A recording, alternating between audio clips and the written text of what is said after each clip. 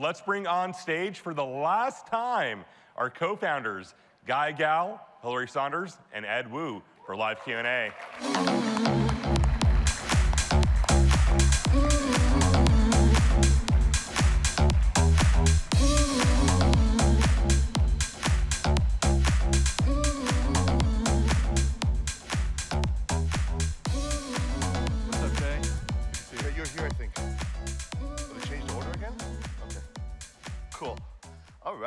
We're doing this live. Hey, y'all. Hi. And don't mind me if you see me on my phone, I'm just playing Wordle. No, they're gonna be texting me questions, so for those of you who are watching virtually, ask your questions and someone's gonna be sending them over to me. We have a few questions that came in advance, so we'll just go ahead and get started. So from Rana Maiden of DPP's Glendora office, what are the most innovative tools we can expect from Side in the next 12 months? Ed, I think I'm gonna let you take that one. All right. I don't know where to begin because we have a ton of stuff in the pipe right now. But as I mentioned yesterday, everything's in service of our core value proposition, which is to make agents more efficient. So everything is in pursuit of that. So for example, we've got a significantly improved disclosures workflow, significantly improved e-sign workflow, mobile experience. We're improving the way you manage and categorize envelopes and deals. It's just a lot of the most core functionality of the product getting way better than it's been in the past. We're taking all that feedback that comes in for every aspect of the product and incorporating it in pretty large fell swoops. Rather than just making tiny little increments, we're doing big improvements across the board for each of those things I mentioned. Yeah, I think this year for us, it's really about going deeper. It's not about necessarily doing entirely brand new things that hadn't been created before, but taking the things that we already provide and doing them way better. Totally. Yeah.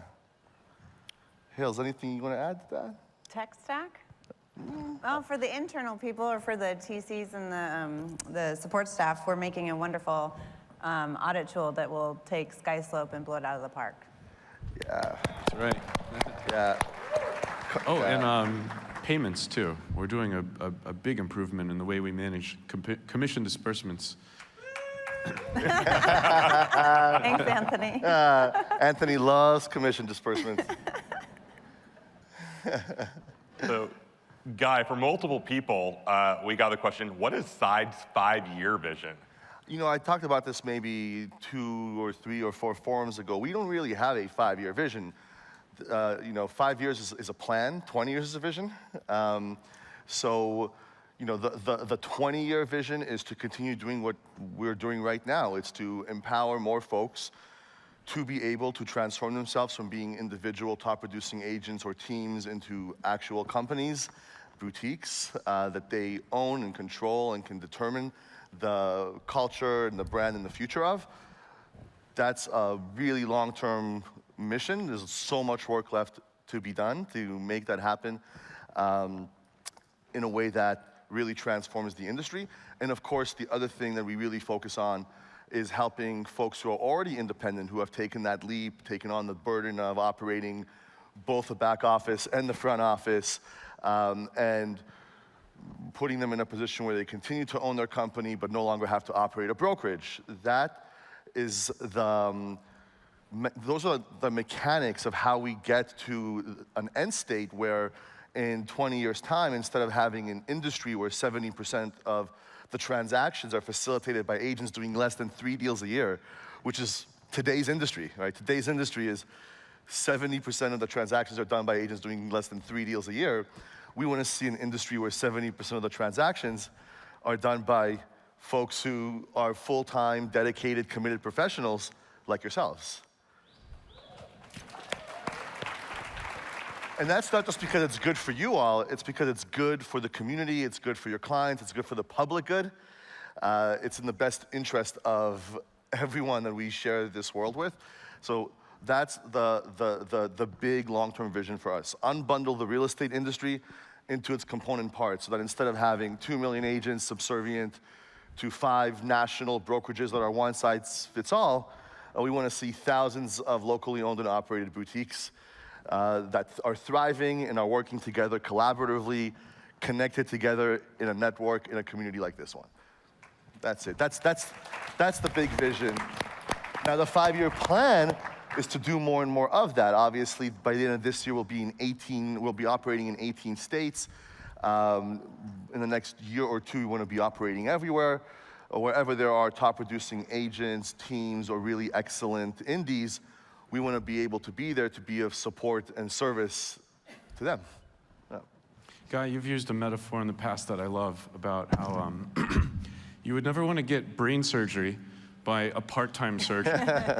Just as you wouldn't want to buy a home from a part-time agent, somebody that's not taking it seriously, that does it once or twice a year.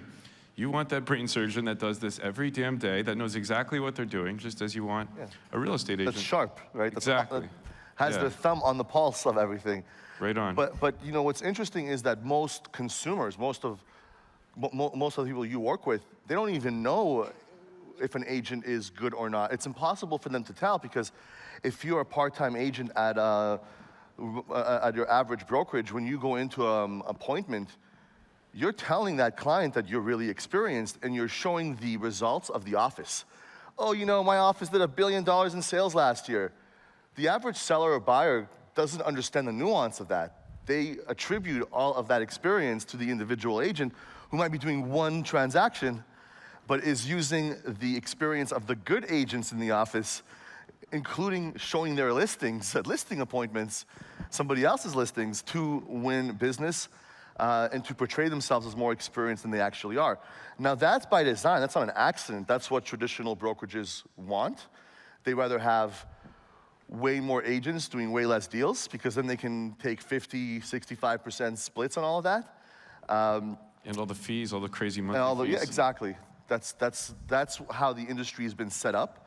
And of course, changing that, restructuring it, it's a really big process. We've made a lot of progress in the last 5 years, but it's still a drop in the bucket. You know, last year in California alone, there were over 200 billion in home sales. Side partner companies were 15 billion of that. Now that's nothing to scoff at. 15 billion is a huge number, but it's still a drop in the bucket compared to how much business is being done by people who shouldn't be doing business.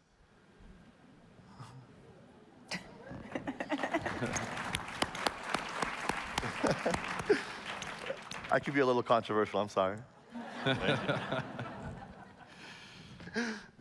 So, just a reminder for everyone, we do have microphones up. I'm going to go through just a couple more questions from that were pre-submitted, but please start to line up by the mic and ask your questions live as well. There's a mic over there, I see. There's a mic here. Yeah, there's 3 mics. Did my best. Flight attendant.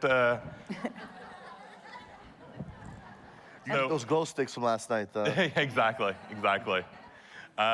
So next question from Monica Corrales of Anvil Real Estate. With Side continuing to grow every day, how do you see us maintaining core values and agent support so we continue to have a close relationship with all Side partners to elevate our expertise and client relationships, as well as individual and team growth? Great question. Great question, but a big question. I'll start with that one. So let's unpack that. First, support, right? The bigger we grow, the more we're able to invest across the board throughout the company. I've been really proud to see how much we've invested into support and what we're continuing to do. So most of you have chatted with our support team through the app. Whenever I do the surveys, incredible responses from each of you, really high satisfaction rates. We've increased those hours, right? We're 7 days a week from 5 a.m. Pacific to 10 p.m. Pacific. And it's not because on the weekend we get a ton of inbound from folks. We want to be there when you need us the most, right? If you have an offer due in 30 minutes and you're stressing and you need something, we want to have a live human being who can jump in and help you. We're taking that to the next level now. We're piloting currently phone support, so you can actually pick up the phone and call. Later this year, we're going to be trying out text support. So we want to be available wherever it's most convenient for you, whether you're on the app directly, whether you're sitting in the car and just need to send out a quick text or make a call, or send an email to help out. We're making improvements all the time there. We're investing deeply within support. And a couple of other things that were mentioned were about, I take that all as community, right? Now that we're finally on the other side of the pandemic, you can expect to see more local events and meetups. A lot of those are happening organically already, which is really amazing to see. We're going to be putting together even more master classes, masterminds. You have the workplace groups as well. And really encourage each of you to really get involved in the community, get to know one another, and learn from one another. And I think part of that question was also how are we keeping the core values together? And I will say hiring is a big part of that, bringing on the right people that share our mission, share our values, and are customer-centric and want to and love providing the support to you. So, Hey, y'all in the back, would you mind queuing that question back on that screen? Because it was a long one, and I've sort of lost track of it. Thank you so much. Oh, no. Question 3, the one right before this. I'm sorry? There you go. There it is. it was like 3 parts. Yeah. I think we hit on them.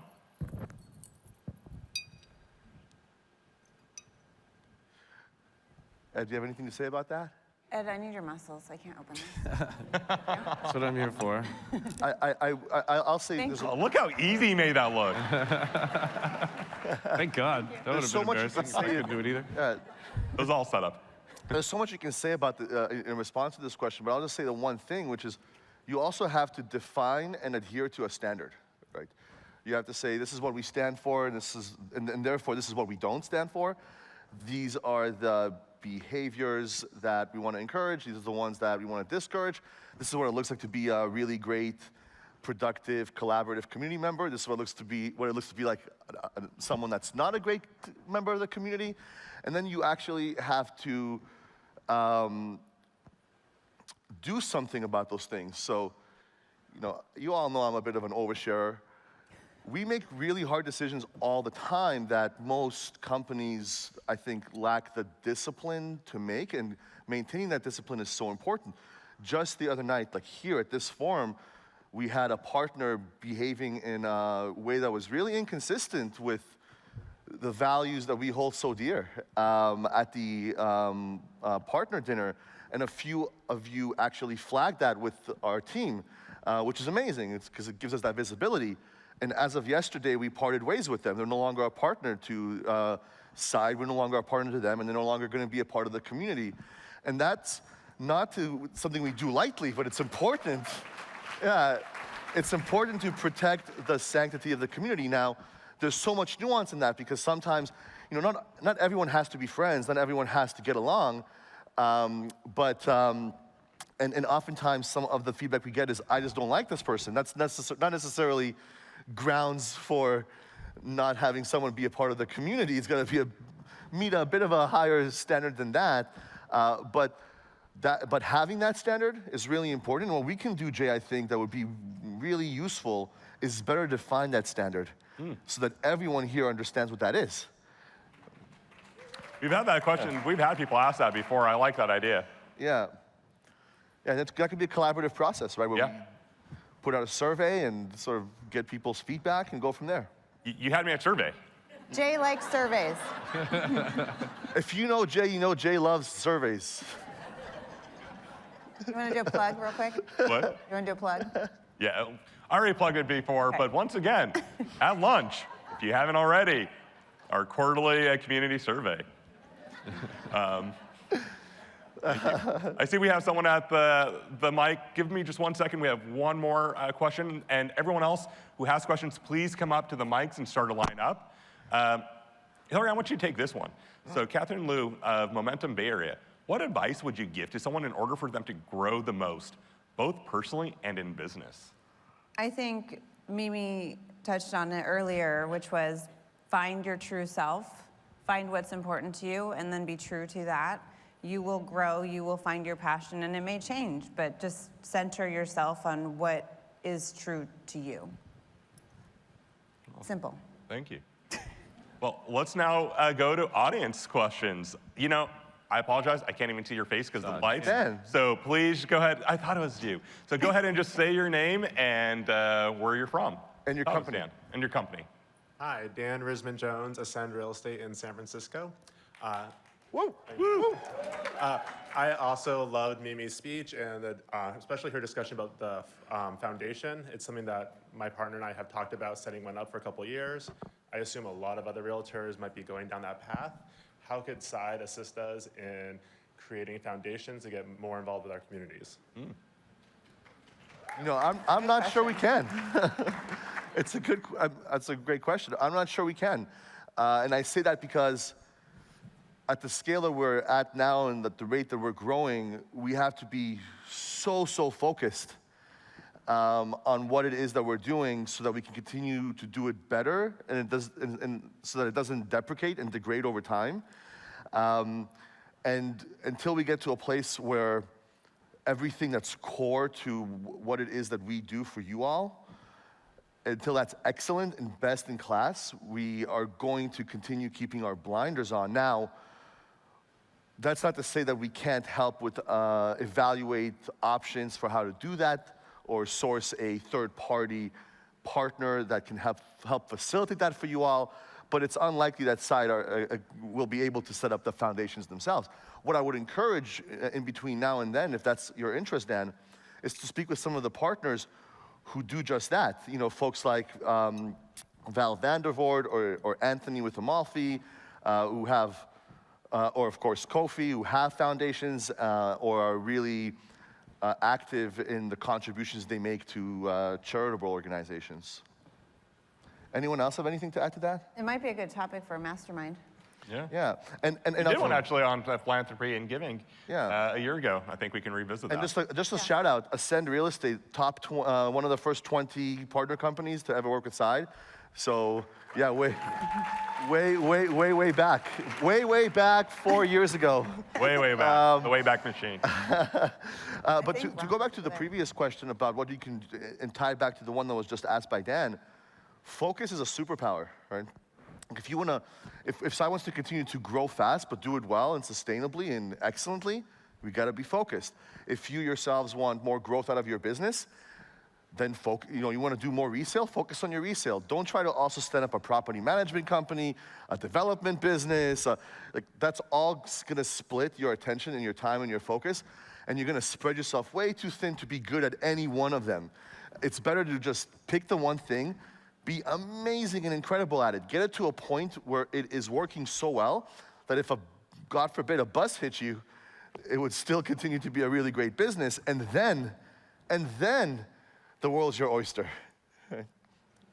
I was going to mention too, that's great advice. I totally agree. Focus is absolutely everything.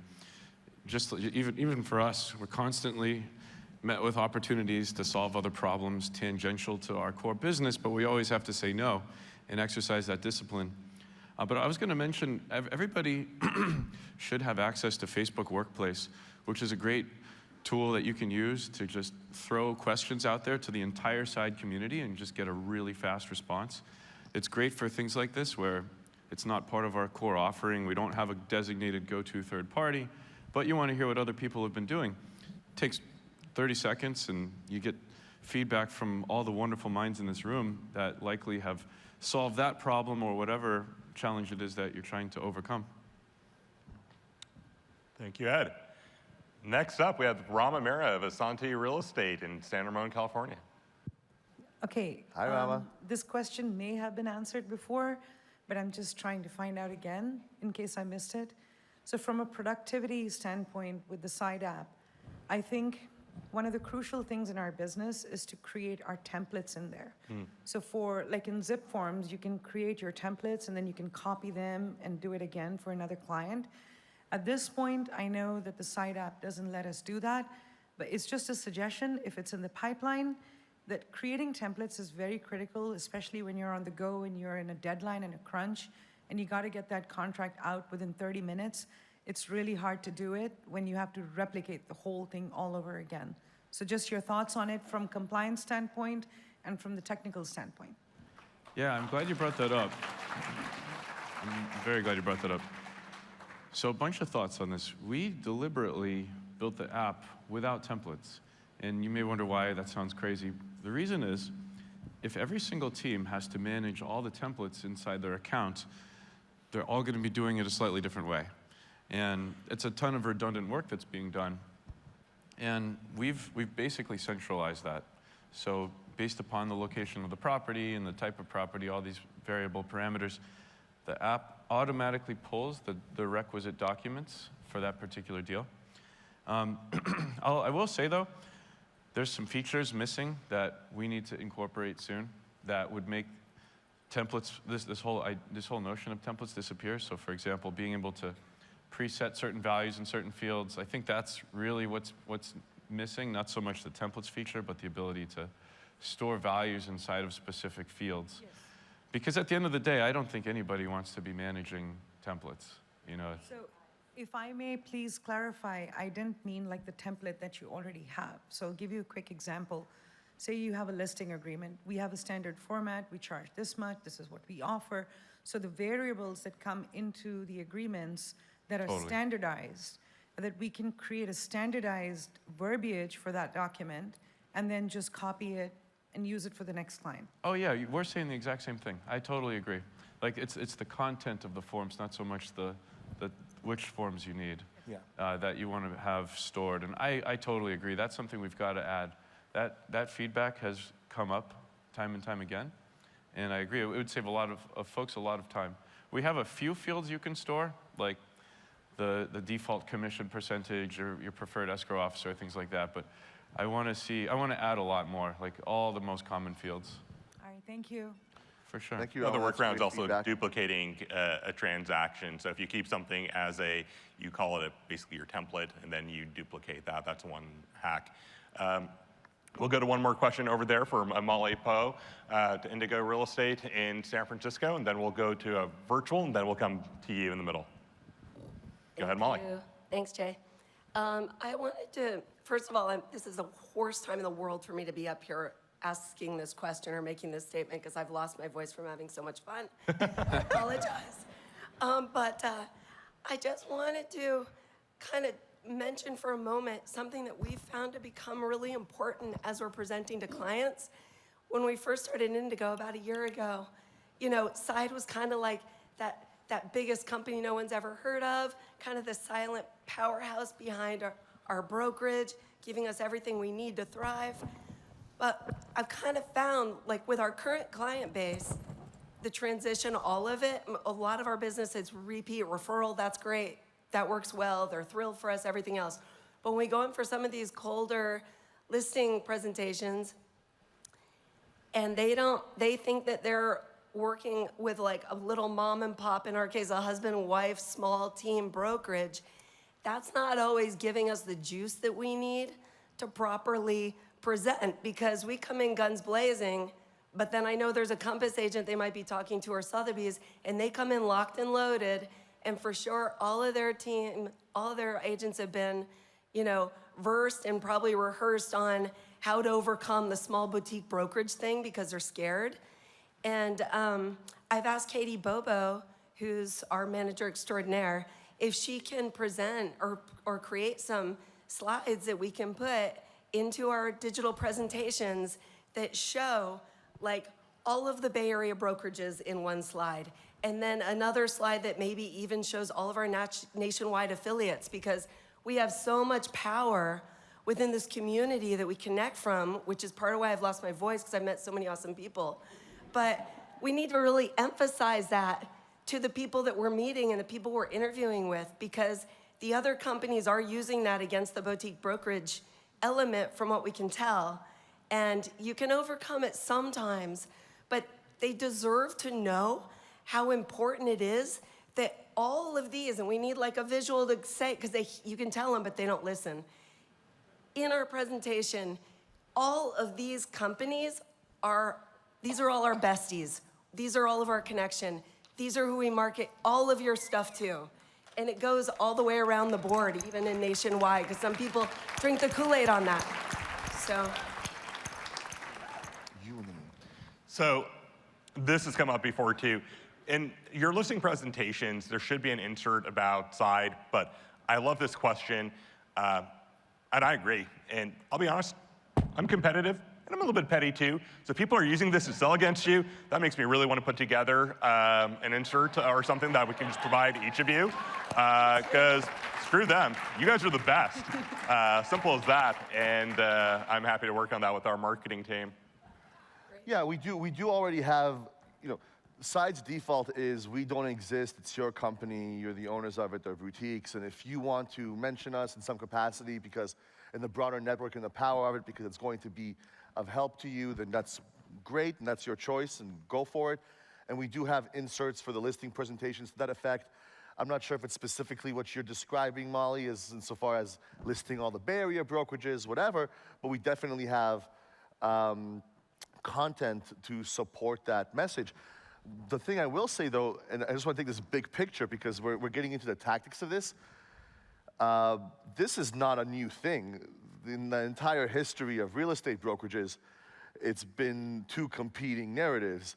We're locally owned and boutique and therefore can better serve you because we're specialized and live within the community. Or, oh, hey, we're a big national giant brokerage and we have international reach and global presence. Those are the competing narratives on every single listing for the last 100 years. This is not new stuff. So, but historically, it's the boutiques that have always won out, and it's why companies like Compass had to spend $1 billion buying up boutiques. It's why they had to come into San Francisco and take out Pacific Union and Atlantic Pinel, because they couldn't actually beat them any other way. In San Francisco, for example, before all the recent acquisitions, the top 4 brokerages were all boutiques, right, Molly? It was Pacific Union, Paragon, Zephyr. Who am I missing? Who was the 4th? Alon Pinel, Yeah. Hill and Company, Paragon, and Pacific Union. Pacific Union and Zephyr. They were They're Corcoran. now it's Corcoran, but before, right? But the acquisitions, they were one through 5. Yes. They're San Francisco. We're always San Francisco's only independent leader. And then behind them, you'd have Sotheby's, Coldwell, everybody else. There's a reason for that, right? It's because humans naturally prefer boutique. They naturally prefer keeping things local in the community. That's just, I think, our base human nature. But when someone goes in there from Sotheby's, for example, and tells them a story about international reach and the value of it, which is, a stretch, to say the least, that person who's listening is now being educated to believe something different. And it's incumbent, Molly, to your point, upon all of you to understand the dynamics of that and go in there and educate the other way, right? Give them a competing perspective, and certainly if there's value in it, to talk about the power of the entire network. There is, because I'm agreeing with what you say completely, and but not every client molds to it, and I think that the other bigger companies, like I say, are locked and loaded to give a lot of, commentary on why that small boutique thing isn't as good as a bigger, but in giving this tech deck slide that shows all the logos, like people in San Francisco, they see some indigo signs, but they see a lot of, the signs of our other brokerages, and it's awesome. You can tell them, oh yeah, we're powered by Side, 25% of Bay Area sales last year were Side affiliates, but when they see it and they go, oh my God, oh wait, you're with them too? Oh, you're with them too? Oh, you're with them too? And they know that some of these other top producers are truly, really, truly our close affiliate partners. I think that's kind of powerful. You're absolutely right. I mean, when you look at all the Side partner companies, specifically in San Francisco last year, they put up how much? $2 billion? Something like that? It was a lot. It was Over $2 billion last year in volume just in San Francisco. As a 7 group. by 7. as a group, which was actually number 2 in the city by market share relative to all other brokerages. So highlighting that can be helpful, is helpful. We need to do a better job of arming you with it. That's actually not a very hard thing to do. So yeah, you can expect that from us. Okay, great. Yes, but I will say, the one last thing is, I would just lean into that argument, right? Like when a company like Compass, for example, goes in and talks about how we can sell your property off market. How amazing is that? You should go in there and say, why would you want to sell your property off market and only expose it to like 10% of buyers versus 100% of buyers? Don't you want maximum dollars? We don't understand the value of that. But if nobody addresses that point that Compass is making, then it stands on its own and people just take it at face value. Oh, great, off market. They don't question whether or not it's actually valuable, they just believe that it is. And more important than off-market is pre-market. And if they know that we have all of these brokerage affiliates with these logos that they're used to seeing around town, and they understand that we're gonna do a pre-exposure to all of those folks, just like Compass would to their own in-house office, Yeah. we're the best of both worlds. Yeah. Molly, a question for you. Last year was year one of Indigo, correct? Yes, Was that your best production year ever, or not so much? you know it was. Okay, just some The context answer for to all of that. you. No, it was. We've had I some wouldn't have good asked years, if I didn't but know the was answer to good. that question. No, it was good. All right. Thank you, Molly. Love We it. have a couple By the way, questions. that's Molly who gave me this. Oh, and you have it back. You found it.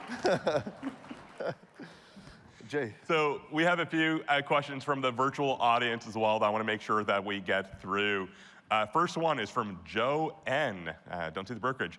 Does SIDE have an agent referral program? And if so, where can I learn about it? Guy, I'll let you take that. The side, we do have somewhat of an agent referral program. We haven't done a good enough job of telling you all about it, distributing it, or even organizing or managing it effectively, but we're gonna make a renewed effort this year to roll that out, make it more visible and more effective, because so many of you are always, emailing into us and saying, a friend of mine or a colleague is really curious and interested. Can you all, speak with them? We need to make that easier for everyone. Did I miss something? No. Anything else you want to add on top of that?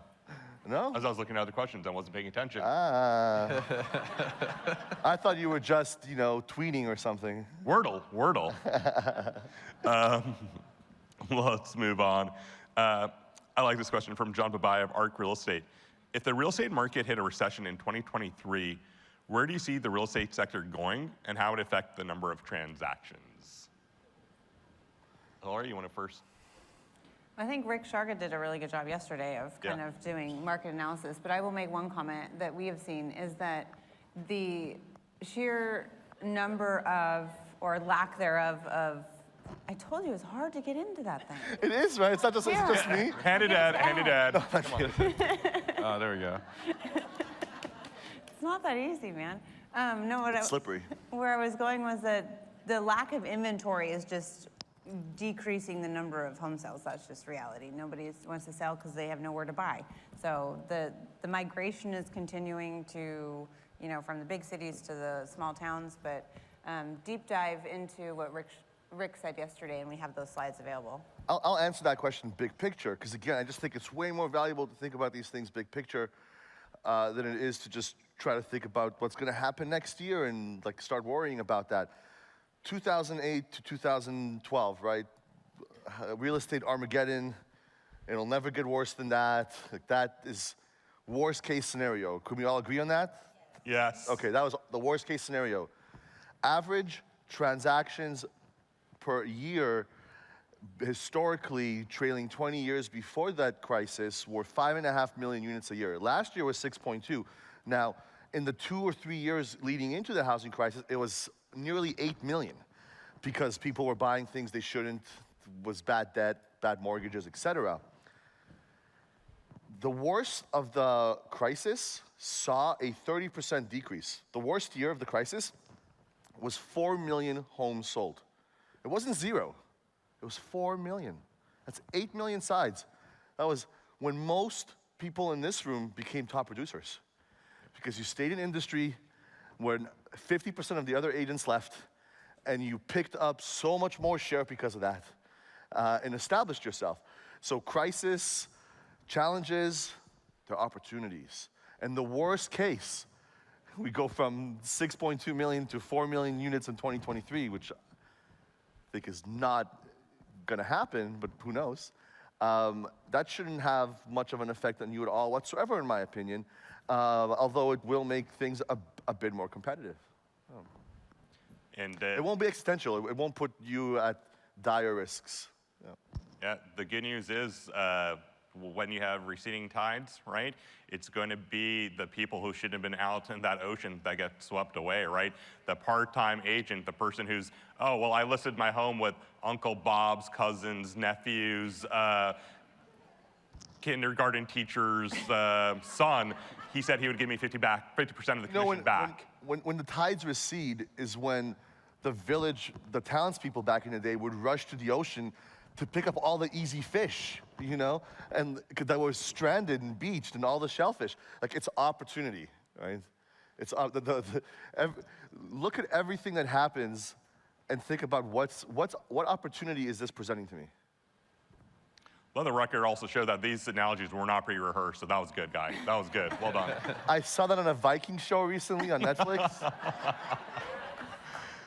Let's go back to audience questions. I'm sorry, I can't see you all from over here. Announce your name, which company you're with, and where you're from. My name is Mike Shapiro. I'm Hey, with Mike. Equity in Newport Beach, California. We're sort of just boarding now, so I wouldn't say they're actually functional with you right now. So I have a couple questions. One, how do I buy stock in the company? More importantly, right? That's very Secondarily, flattering. my question was about referrals, but you sort of answered that. I think it's important to have a robust referral system to compete against other Yes. companies, really important. And the third question I have is, what are you doing about service businesses? So a lot of the other, having owned previously a brokerage with Sotheby's, it was all of these with Realty service businesses that we could attach ourselves to become partners. So just title, insurance, liability insurance, all these things are really important to make money in the business. So what are you doing about that? And I'm sure it's on your drawing board. We definitely have a vision for it, and we've got a beta actually happening right now on escrow, Mike. So if you wanted to launch a escrow joint venture in the state of California, we're working, like, that's actually functional right now. It's in partnership with Pango, which is who are out of OC. You might know them. They're in SoCal. And we have the same thing in Florida and Texas with a group named Allied. Both have booths at the Genius Bar later today. So if that's something you're curious about, you want to set up escrow, you can have that conversation. We can facilitate that. Eventually, we'll do the same thing with title and other ancillary services. And we'll always do it in a way where it's a partnership, and your company, our company, and whoever else is involved in operating all of that share in the upside, the profits, the revenues, so that it's equitable and makes sense for everyone. But that's definitely something we're already experimenting with, and that we'll have big plans to tackle in the years to come. But it's not going to be, like I said, it's not going to be a situation where, oh, this is a Sides title company, please attach to it and get nothing at all whatsoever in return. It's going to be, hey, let's create a joint venture where your company benefits, Sure. side benefits, et cetera. Thank you. And this, I have to reiterate what Molly said. It is important to utilize what you've done. It's pretty impressive, actually, with Side. If you look at the other large real estate companies on a national basis, what their market capitalization is, I mean, it's pretty amazing what you've done. So I would reiterate, like, some of those points to give to these companies to actually, and I know it's bullshit. I was in that business. I can agree. Of course, this is my opinion in case I don't want Sotheby's to sue me. Yes, I realize that it was bullshit. And we all have the internet, and that was what was international about it. But needless to say,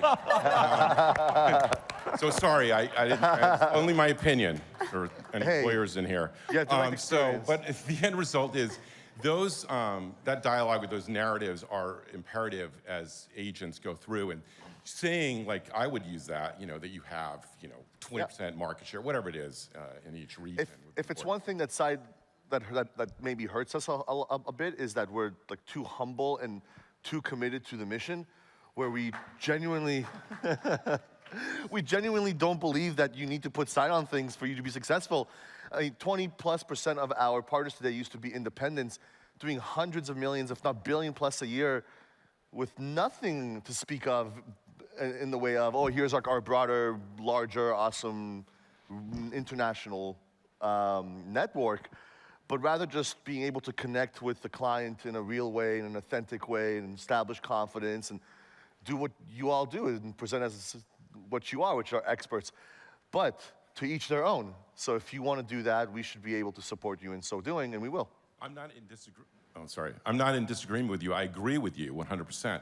I'm just saying it's always this narrative game of like, Yeah. you know, even though it doesn't do anything, you're right. But anyway. Yeah, I just would say, in my experience, I've never sold a house or bought, or, you know, which is to say, as an agent, that is. I've never done a transaction, so, you know, take what I say with a grain of salt, but, and certainly I have my own biases, but I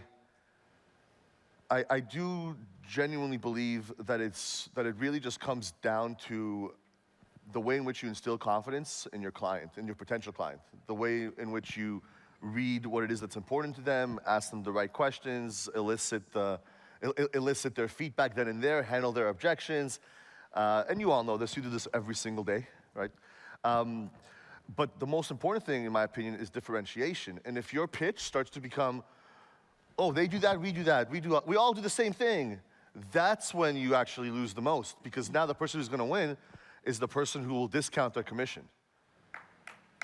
Right? That's who's gonna win, right? Like that's what happens with the big box brokerages. You have 4 agents going in from Sotheby's or wherever, saying the exact same thing, and then the seller's gonna go with whoever will discount, because if they're gonna hire Sotheby's, they might as well do it for less, if they can.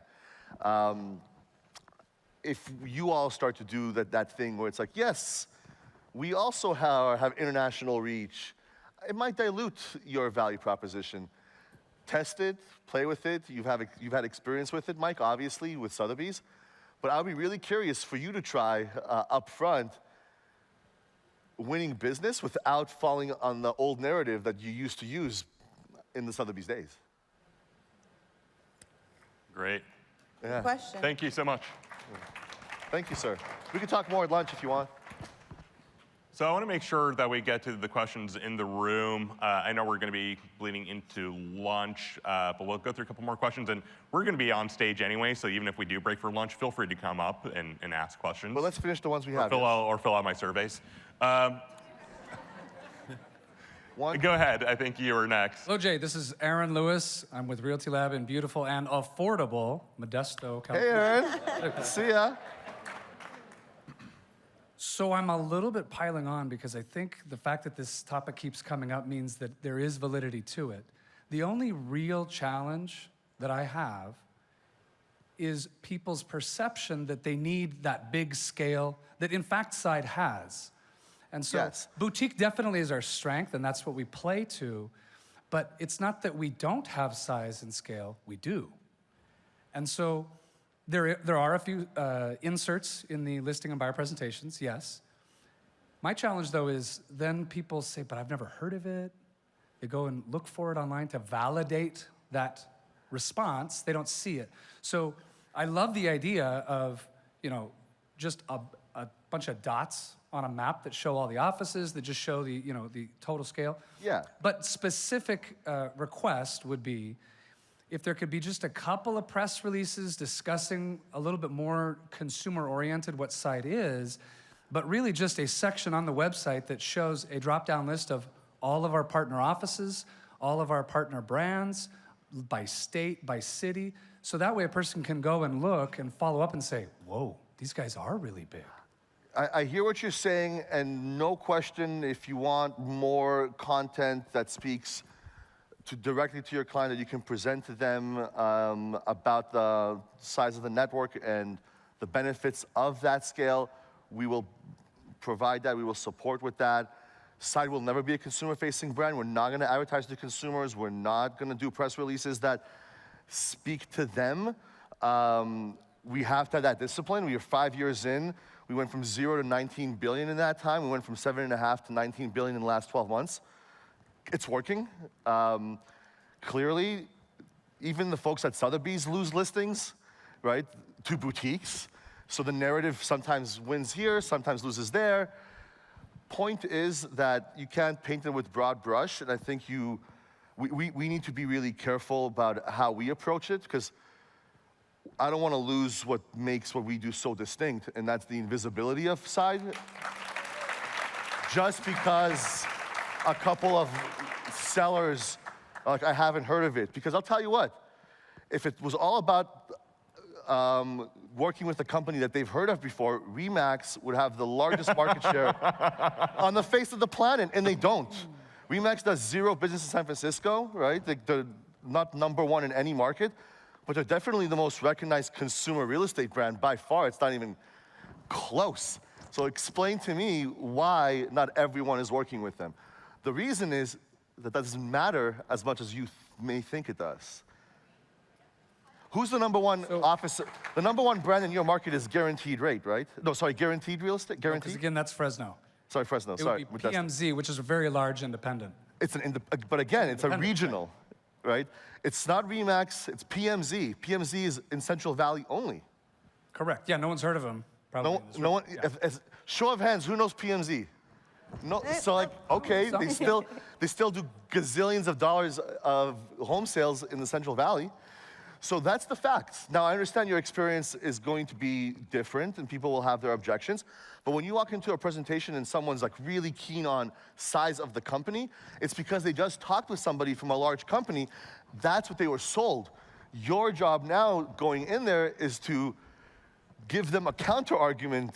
Like, okay, well, if you want something that's one size fits all and siphons money out of the community and sends it all to the East Coast to some New Jersey corp, and you want to work with an agent who's not really experienced, then fine, great, okay, wonderful.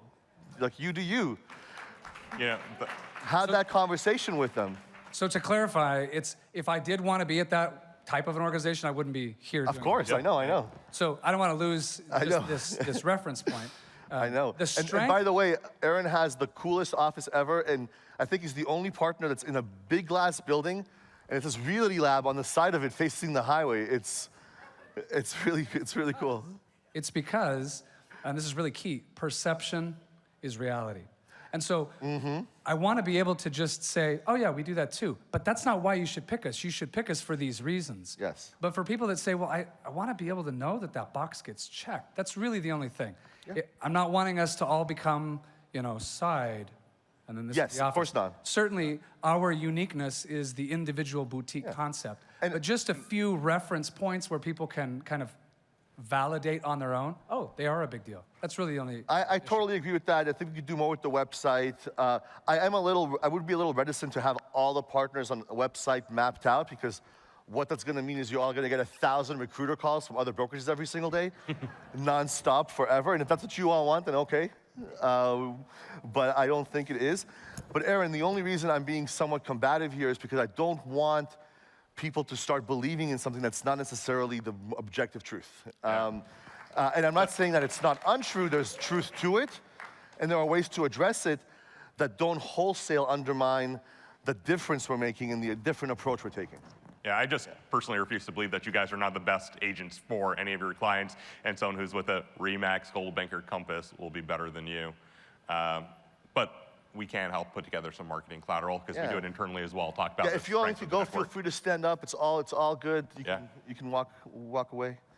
Go eat food. In the middle. Go to lunch. My turn. Hi, this is Sonia Bush, Destination Real Estate in Hi, Sonia. Mammoth Lake. Thanks for the hoodie. Thank you. Oh, you're welcome. We're not the most affordable, but we are definitely heaven on earth. Yeah. Okay, I'm switching gears a little bit. There's so many great people I've networked with. I use Workplace. We really identify with Southern California because that's where all of our clients come from. I want to know how to leverage it even more. For example, we're a second home market. Over 90% of the people don't live there.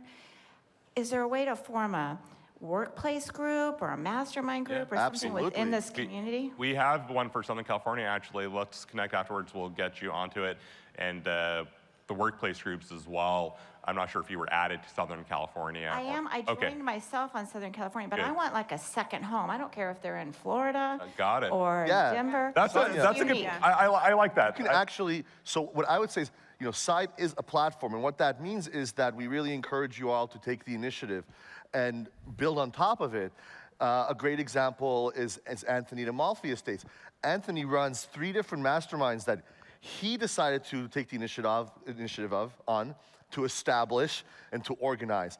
Obviously, Side then stepped in and gave some support and helped distribute and make sure people knew about it, etc. So I could start a But second home. But you can start a second home group, and we can help you piece it together, and we can make sure that it gets, posted to the right folks on Workplace, through email, etc. And we can go from there. But anyone in this room who wants to start their own mastermind around a specific topic of interest, you're more than welcome to, and we'd love to support that. Sonia, feel free to reach out to me directly on that. I can work with you on that. I like that idea a lot. And while I'm talking about this, quick plug, speaking about Anthony, we have Monday morning role plays that Anthony actually set up with a couple of other side partners. He's invited everyone in the community to work on their scripts, role plays. It's 45 minutes. We gotta wrap up. We gotta wrap up. How many Thanks. questions do we have left? 2, 3. Okay, let's take them really quickly. So Let's go. Yeah, and if you guys want to go for lunch, please feel free. We'll stay around here as Yeah, well but let's and get these answer questions questions. through real quick. Okay, we'll be quick. Go ahead over there. Hi, it's Rochelle Jones from Plum Real Estate in Houston. My question is, in regards to the partnership that we have, the brand, the boldness, and all of the tools that set us apart from the other firms, how will we protect saturation as growth and expansion comes about? What do you mean protect saturation? I don't understand the question. Making sure that we, as Side, and Rochelle as a Plum, don't have 50 other brokers just like me in the same marketplace, so that we're not given the same tool. We're competing constantly against each other in the marketplace. Well, look, you're gonna compete against people no matter what in the marketplace, no matter where they affiliate, no matter what their brand. You cannot shy away from competition. You cannot close the door behind you to it, because it's not gonna work. It's not gonna move the needle at all whatsoever. So that's the first thing I would say is competition will be there always. But not against my brother or sister, right? Well, I'm not. I mean, if you were at a big box brokerage, you'd be competing with every agent there and every agent outside of it as well. Side happens to be a lot more collaborative. We happen to be really selective about how many partners we take on in any given county. We reference that against available inventory. We make really important decisions. Side could have 100 partner companies in San Francisco today, where we've been for 5 years. We have less than 30. Okay, that's by choice. Okay. We've turned down way more people than we've actually partnered with because it was the responsible thing to do. And so I would just ask that you trust us to continue to. Sure, so that is already taken into account, so it's already handled. is Yeah, what you're saying. it's really important to us. And it always references how much opportunity actually exists in the market. You look at a market like San Carlos, that's a $800 million market outside of San Francisco. We've only ever had 2 partners there because there's no more inventory to support more than that. Sure. But we've had opportunities to have 10 partners there. Okay, thank you. All right, thank you so much, Rochelle. Thank you guys so much.